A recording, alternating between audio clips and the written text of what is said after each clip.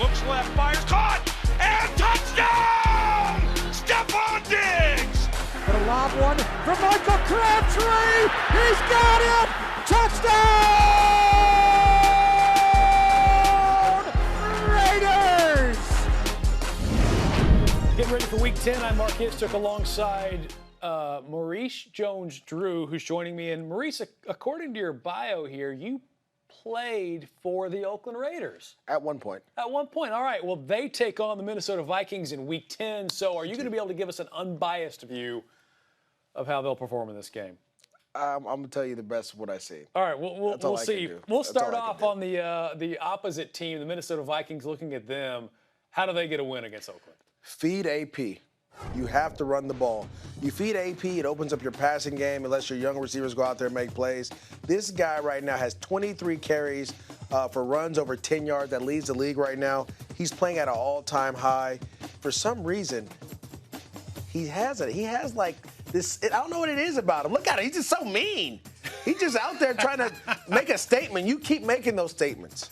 Because the more he makes them, the better they'll be. Yeah. Earlier, we talked about this before. Earlier this season, that first game out of the chute, it looked like he just wasn't quite ready. Lately, though, he's been running like a man on a mission. Well, it wasn't his fault. He's a guy that has to run out of the eye. He can't run out of shotgun. He's not built for that. So you put him in the eye, you let him and force his will on defenses, and it opens up your passing game for your young quarterback, your young receivers.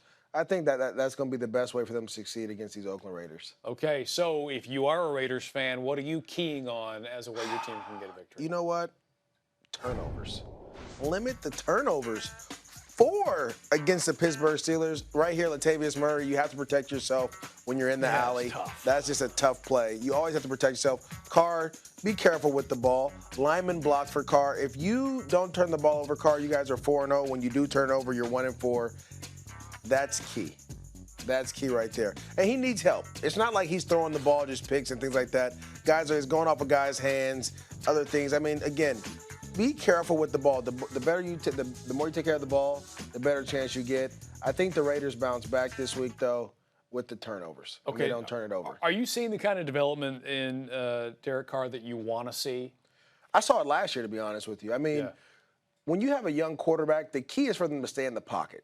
Take those hits in the pocket, get comfortable, because your offensive line has to understand where you're going to be. If you look at Tom Brady and you watch what he doesn't move out of a 2-yard radius. You know, it's 2 yards left, 2 yards right, 2 yards front, 2 yards back. This is where he's going to do most of his damage unless he runs. Carr's the same way. You can see he's getting more comfortable doing that. The receivers are understanding where they're supposed to be. The offensive linemen are doing their job as well.